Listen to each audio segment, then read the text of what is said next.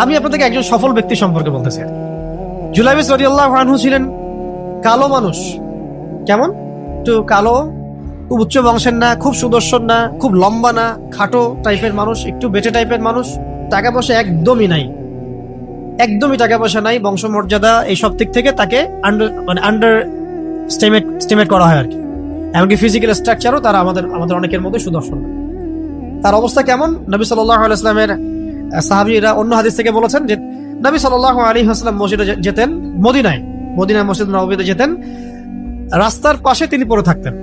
ধরেন আমরা মসজিদে হেঁটে আসতেছি, রাস্তার পাশে একজন বসে আছেন, গায়ের জামা কাপড় খুব একটা উন্নত না, ছেঁড়া, তাসবিহ নিয়ে জিকির করতেছেন। আপনি কি খুব ফোকাস করবেন তার দিকে? করবেন না কিন্তু। তো মানুষ তার দিকে ফোকাস করে না খুব একটা, যাওয়া আসা করে, সে পড়ে থাকে। কেউ খাবার দিলে খায়, না দিলে খায় না। এইভাবেই তার দিন যাচ্ছে। কোথাকার ঘটনা এটা? মদিনায়, হিজরতের পরের ঘটনা। সাহাবীর নাম জুলাইবিস রাদিয়াল্লাহু আনহু। খুব উচ্চ বংশের না, অর্থবিত্ত নাই। বারবার বলছি, আমি রিপিট করতেছি কেন? বিকজ এটা আপনাদের সাথে অনেক অনেক মানে সাইকোলজিক্যালি মিলবে বিষয়টা অনেকের সাথেই, এবং এটা আমাদের খুব ভালো করে জানাও দরকার আছে। তো একদিন নবী সাল্লাল্লাহু আলাইহি ওয়াসাল্লাম তাকে বললেন যাওয়ার সময়, হে জুলাইবিস, তুমি কি বিয়ে করবা? খুব মজার আলোচনা না এটা আমাদের কাছে, অনেকের কাছেই। হে জুলাইবিস, তুমি কি বিয়ে করবা না? প্রশ্নটা এরকম ছিল, হে জুলাইবিস, তুমি কি বিয়ে করবা না? তুমি তো আকাশ থেকে পড়লেন, ইয়া রাসূলুল্লাহ, আমাকে কে বিয়ে করবে? আমার না আছে চেহারা সুরত, না আছে আমার বংশমর্যাদা, না অর্থবিত্ত, আমি কিভাবে বিয়ে করবো? কে মেয়ে দিবে আমাকে? কে আমাকে মেয়ে দিবে? তো ওদিন নবী সাল্লাল্লাহু আলাইহি ওয়াসাল্লাম চলে গেলেন, কিছু বললেন না। পরের দিন আবার বললেন, ইয়া জুলাইবিস, আলা তাতাযাওয়াজ, তুমি কি বিয়ে করবা না? একই উত্তর, ইয়া রাসূলুল্লাহ, আপনি গতকালকে এক কথা বললেন, আবার বলতেছেন বিয়ে করবেন, আমাকে কে বিয়ে করবে? তৃতীয় দিন নবী সাল্লাল্লাহু আলাইহি ওয়াসাল্লাম আবার বললেন, আলা তাতাযাওয়াজ ইয়া জুলাইবিস, তুমি কি বিয়ে করবে না হে জুলাইবিস? তিনি এবার বলছেন, আপনি কি আমার সাথে রসিকতা করতেছেন? আমাকে কে বিয়ে করবে? তো নবী সাল্লাল্লাহু আলাইহি ওয়াসাল্লাম বললেন যে অমুক আনসারী সাহাবীর বাসায় যাও। অমুক আনসারী সাহাবীর বাসায়, আনসারী সাহাবী কারা? যারা মুহাজির সাহাবীদেরকে আশ্রয় দিয়েছেন। অমুক আনসারী সাহাবীর বাসায় যাও, সেখানে একজন বিবাহযোগ্য নারী আছে, মেয়ে আছে, তাকে গিয়ে বলো যে আমি রাসূল সাল্লাল্লাহু আলাইহি ওয়াসাল্লামের পক্ষ থেকে আমার বিয়ের প্রস্তাব নিয়ে আসছি। তিনি গেলেন, যাওয়ার পরে বললেন যে আমাকে প্রস্তাব সহ পাঠানো হয়েছে। মেয়ের বাবা আর মায়ের রিয়াকশন ছিল অনেকটা সাধারণত যা হয় তেমন আর কি। তুমি বিয়ের প্রস্তাব নিয়ে আসছো, তুমি কি খাওয়াবা মেয়েকে? কোথায় রাখবা? তোমার তো নিজের কোনো থাকার জায়গা নাই। প্রশ্ন কিন্তু যৌক্তিক কি? আমি মেয়ের তো বাবা, আমিও তো এই প্রশ্নই করবো নাকি? প্রশ্ন করবেন না? আপনার মেয়ে থাকলে এভাবে প্রশ্ন করবেন তো আপনি। তো তারাও সেই প্রশ্ন করলেন, এমনকি এক পর্যায়ে রিফিউজ করে দেওয়া হলো, না এটা পসিবল হবে না। এই কথাগুলো, কনভারসেশন গুলো ভিতর থেকে শুনছিলেন সেই মেয়ে নিজেই, আনসারী সাহাবী, মদিনার আনসারী মেয়ে। মদিনার আনসারী মেয়েরা কিন্তু অনেক সুদর্শন তৎকালীন সময়কার, উচ্চ বংশের, সুদর্শন, খুবই ইলমওয়ালা হতেন তারা, হিপস ক্ষমতা খুব থাকতো, খুবই জজবাওয়ালা, মানে জিহাদের মাঠে একদম যুদ্ধ করেছেন তারা, একদম নবী সাল্লাল্লাহু আলাইহি ওয়াসাল্লামের আশেপাশে ছিলেন। উহুদের সময় একজন আনসারী সাহাবী ছিলেন, মহিলা সাহাবী, উম্মে আমারা তীর ছুঁড়েছেন নবী সাল্লাল্লাহু আলাইহি ওয়াসাল্লামের পাশে। তো ওনারা কিন্তু খুবই গায়রতওয়ালা মানুষ। তিনি বলছেন, হে আমার বাবা মা, এই প্রস্তাব কে পাঠিয়েছে? নবী সাল্লাল্লাহু আলাইহি ওয়াসাল্লাম। যে প্রস্তাব রাসূল পাঠিয়েছেন সেটাকে কিভাবে তোমরা ডিনাই করো? আমি জুলাইবিসকে বিয়ে করবো। কে বলছেন এটা? আপনি পুরা সিস্টেম খুঁজে এরকম একটা আনসারী সাহাবীর মতো মেয়ে আমাকে দিতে পারবেন? ইল্লা মাশাআল্লাহ, হইতে পারে, ইল্লা মাশাআল্লাহ। তো ওই মেয়ে, নারী সাহাবী, তিনি রাজি হলেন। এবার শোনেন, এবার বিয়েও হলো, মাশাআল্লাহ, বাসর হলো, এবং সকালবেলা আওয়াজ হচ্ছে, মদিনার চারপাশে এলান হচ্ছে যে হে মুসলিমরা, সবাই বের হও, ইহুদিদের সাথে যুদ্ধে আমাদেরকে খায়বারে যেতে হবে। ইহুদিদের সাথে যুদ্ধে আমাদেরকে খায়বার আক্রমণ করতে হবে। নবী সাল্লাল্লাহু আলাইহি ওয়াসাল্লাম তোমাদেরকে আদেশ করেছেন। এটা কিন্তু হুদাইবিয়া সন্ধির পরের ঘটনা। আর ইহুদিদের সাথে আমাদের বেশ কয়েকটা যুদ্ধ হয়েছে, বনু কুরাইজার সাথে, বনু কাইনুকার সাথে, বনু নাজিরের সাথে, এবং ফাইনালি খায়বারে এদের সাথে। তো জুলাইবিস রাদিয়াল্লাহু আনহু বের হয়ে গেলেন যুদ্ধের জন্য, এবং খায়বারে যুদ্ধ হলো, খায়বার অবরোধ করা হলো, এবং খায়বার যুদ্ধের বিশাল হিস্ট্রি আছে, আপনারা পড়ে নিয়েন, লম্বা কথা। খায়বার দুর্গ জয় হয়, এবং এই দুর্গ পুরো জয় করতে, সবগুলো দুর্গ জয় করতে মোট 12 থেকে 16 জন মুসলিম সাহাবী শহীদ হন। 12 থেকে 16 জন বা 18 জনের মতো আর কি, এই ফিগার এই যুগের মতো 12 থেকে 16 বা 18, এতটুকু এত কম সংখ্যক সাহাবী শহীদ হয়েছেন খায়বার যুদ্ধ জয়ে। আর ইহুদিদের তো বহু ইহুদি মারা গেছে। এবং খায়বার বিজয়ের পরে মুসলিমদের আর্থসামাজিক যে অবস্থান, মানে টাকা পয়সা, ল্যান্ড, গনিমতের মাল প্রচুর বেড়ে গেছে।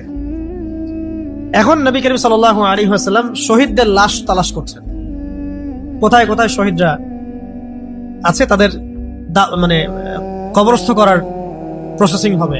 উহুদ যুদ্ধেও তো হয়েছে না, ওই রকমই প্রত্যেকটা যুদ্ধেই তো এটা হতো। তো লাশগুলো তালাশ করতে করতে করতে করতে করতে একটা কর্নারে গিয়ে তিনি দেখলেন সেখানে জুলাইবিস রাদিয়াল্লাহু আনহুর লাশ পড়ে আছে। কার? জুলাইবিস রাদিয়াল্লাহু আনহুর লাশ পড়ে আছে, যার ব্যাপারে আমি গল্পটা বলছি আর কি। এবং তার গায়ে অসংখ্য তরবারের দাগ, ক্ষতবিক্ষত অবস্থা, এবং তার আশেপাশে মোট 1 2 3 4 5 6 7 8 9 জন ইহুদির লাশ পড়ে আছে।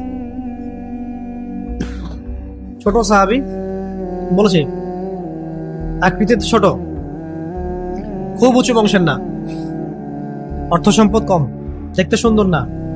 গতকাল বিয়ে করেছেন, কেউ তাকে বিয়ে দিতে যাচ্ছিল না। তার এক পাশে কয়জন ইহুদির লাশ? তার পাশে 9 জন ইহুদির লাশ পড়ে আছে, মাঝখানে তার লাশ ক্ষতবিক্ষত অবস্থায়। এই অংশটুকু আপনারা পড়ে নিয়েন, পড়লে আরো ভালো ফিল করবেন, একা একা পড়লে আরো ভালো ফিল করবেন।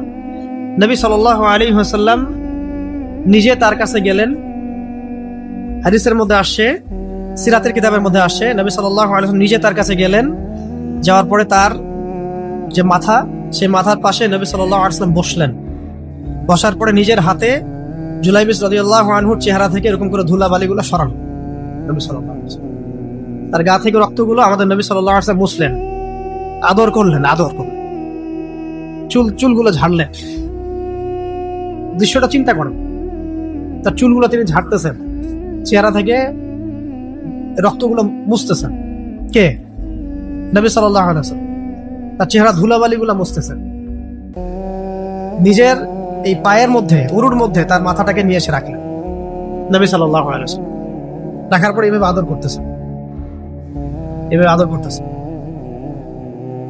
আর এরপর উপরের দিকে তাকালেন, তার জন্য তো দোয়া করলেন, উপরের দিকে তাকালেন, তাকে চোখ নামায় নিলেন। সাহাবায়ে কেরাম তো আশেপাশে আছেন অনেকেই, বললেন যে ইয়া রাসূলুল্লাহ, আপনি এমনটা কেন করলেন, চোখ নামায় নিলেন কেন? তখন তিনি বললেন যে আমি দেখলাম যে জান্নাতের হুরদের মধ্যে অসংখ্য হুর ছুটে আসতেছে, কে জুলাইবিসকে আগে বরণ করবে তার জন্য। তিনি নিজে কাঁদলেন, জুলাইবিসের জন্য নিজে কাঁদলেন, নিজের হাতে তাকে এইভাবে উঠালেন। তিনি ছোট মানুষ ছিলেন।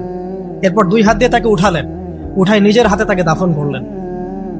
দাফন করার পর তিনি বললেন, ইয়া জুলাইবিস, হে জুলাইবিস, আনতা মিন্নি ওয়া আনা মিনক, তুমি আমার অংশ, আমি তোমার।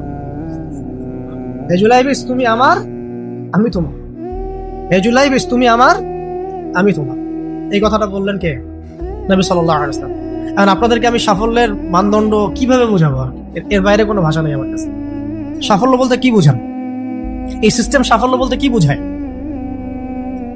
এই ওয়ার্ল্ড অর্ডারটা সাফল্য বলতে কি বোঝায়? এই বস্তুবাদী জগৎটা আমাদেরকে সাফল্য বলতে আসলে কি বোঝায়? সাফল্য বলতে বোঝাচ্ছে ঈমান। সাফল্য হলো ঈমান, বিশুদ্ধ আকীদা, বিশুদ্ধ আমল, আল্লাহর আনুগত্য, রাসূলের আনুগত্য, দুনিয়ার জীবনে মুসাফিরের মতো থাকা, যতটুকু প্রয়োজন ততটুকু সন্তুষ্ট থাকা, একজন নেককার স্ত্রী, সুসন্তান সন্ততি, আদর্শ একটা পরিবার, হালাল একটা রিজিক, বাস। ইসলামের জন্য দাওয়াত, তাবলীগ, মেহনত, দিন প্রতিষ্ঠার চেষ্টা, প্রয়োজনে জিহাদ, প্রয়োজনে শাহাদাত। আর কি আছে সাফল্য বলতে? এরকম সাহাবী একজন নয়, কিন্তু এক একজন সাহাবী সম্পর্কে এক একটা করে কথা বলা যাবে। হানজালা রাদিয়াল্লাহু আনহুর নাম শুনছেন? হানজালা রাদিয়াল্লাহু আনহু, তিনিও বিয়ে করেছেন একদিন। তার পরের দিন সকালে উহুদের যুদ্ধে গিয়েছেন।